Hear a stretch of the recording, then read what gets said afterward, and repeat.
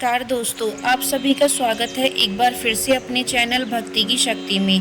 तो दोस्तों आइए सुनते हैं हरितालिका तीज व्रत कथा को। श्री भोले शंकर बोले, हे गौरी, पर्वतराज हिमालय पर स्थित गंगा के तट पर तुमने अपनी बाल्यावस्था में 12 वर्षों तक अधोमुखी होकर घोर तप किया था। इतनी अवधि तुमने अन्न न खाकर पेड़ों के सूखे पत्ते चबाकर व्यतीत किए। माघ की विकरालशीलता में तुमने निरंतर जल में प्रवेश करके तप किया।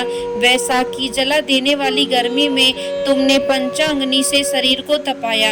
श्रावण की मूसलाधार वर्षा में खुले आसमान के नीचे बिना अन्न जल ग्रहण किए समय व्यतीत किया। तुम्हारे पिता तुम्हारी कष्ट साध्य तपस्या को देखकर बड़े दुखी होते थे, उन्हें बड़ा कलेश होता था। तब एक दिन तुम्हारी तपस्या तथा पिता के कलेश को देखकर नारद जी तुम्हारे घर पधारे।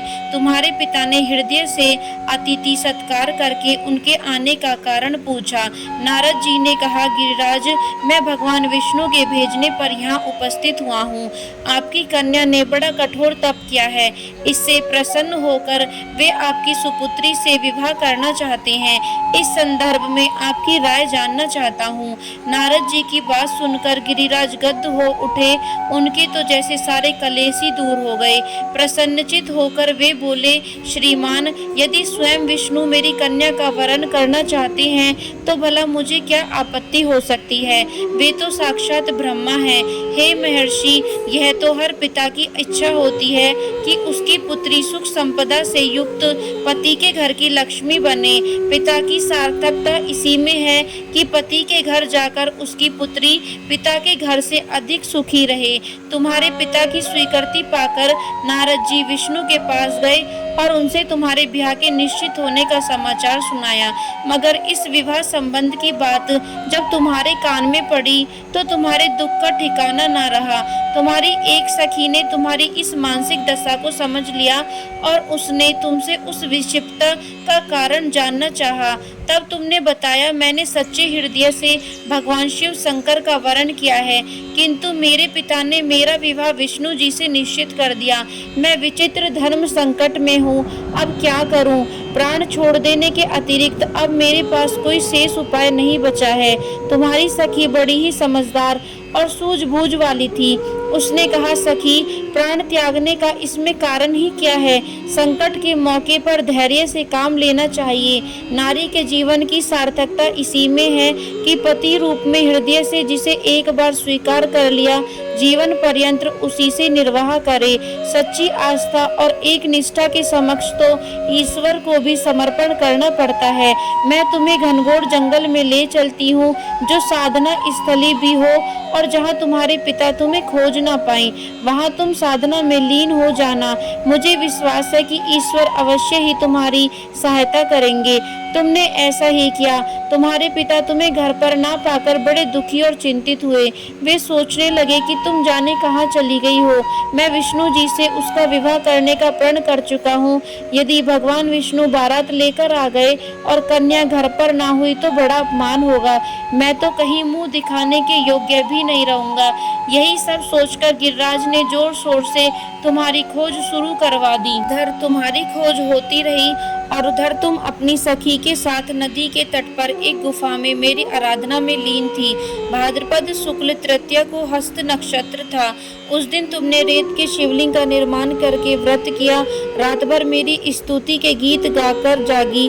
तुम्हारी इष्ट कष्ट साध्य तपस्या के प्रभाव से मेरा आसन डोलने लगा। मेरी समाधि टूट गई। मैं तुरंत तुम्हारे समक्ष जा पहुंचा और तुम्हारी तपस्या से प्रसन्न होकर तुमसे वर मांगने के लिए कहा। तब अपनी तपस्या के फल स्वरूप मुझे अपने समक्ष पाकर तुमने कहा, मैं हृदय से आपको पति के रूप में वरण कर चुकी हूँ। यदि आप सचमुच मेरी तपस्या से प्रसन्न होकर आप यहाँ पधारे हैं तो मुझे अपनी अर्धांगिनी के रूप में स्वीकार कर लीजिए। तब मैं तथास्तु कहकर कैलाश पर्वत पर लौट आया। प्रातः होते ही तुमने पूजा की समस्त सामग्री को नदी में प्रवाहित करके अपनी सहेली सहित व्रत का पारण किया। उसी समय अपने मित्र बंधु और दरबारियों सहित गिरिराज तुम्हें खोजते खोजते वहां आ पहुंचे और तुम्हारी इस कष्ट साध्य तपस्या का कारण तथा उद्देश्य पूछा। उस समय तुम्हारी दशा को देखकर गिरिराज जी अत्यंत दुखी हुए और पीड़ा के कारण उनकी आंखों में आंसू उमड़ आए थे। तुमने उनके आंसू पोंछते हुए विनम्र स्वभाव में कहा, पिताजी, मैंने अपने जीवन का अधिकांश समय कठोर तपस्या में बिताया है। मेरी इस तपस्या का उद्देश्य केवल यही था कि मैं महादेव को पति के रूप में पाना चाहती थी। आज मैं अपनी तपस्या की कसौटी पर खरी उतर चुकी हूँ। आप क्योंकि विष्णु जी से मेरा विवाह करने का निर्णय ले चुके थे, इसलिए मैं अपने आराध्य की खोज में घर छोड़कर चली आई। अब मैं आपके साथ इसी शर्त पर घर जाऊंगी कि आप मेरा विवाह विष्णु जी से ना करके महादेव जी से करेंगे। गिरिराज जी मान गए और तुम्हें घर ले गए। कुछ समय के बाद शास्त्रोक्त विधि विधान पूर्वक उन्होंने हम दोनों को विवाह सूत्र में बांध दिया। हे पार्वती, भाद्रपद की शुक्ल तृतीया को तुमने मेरी आराधना करके जो व्रत किया था, उसी के फल स्वरूप मेरा तुमसे विवाह हो सका। इसका महत्व यह है कि मैं इस व्रत को करने वाली कुंवारी कन्याओं को मनोवांछित फल देता हूँ। इसलिए सौभाग्य की इच्छा रखने वाली प्रत्येक युवती को यह व्रत एक निष्ठा तथा आस्था से करना चाहिए। तो दोस्तों, यह थी हरतालिका तीज व्रत कथा। यदि वीडियो आपको पसंद आई हो तो चैनल को सब्सक्राइब करना बिल्कुल ना भूलें और वीडियो को लाइक एंड शेयर जरूर करें।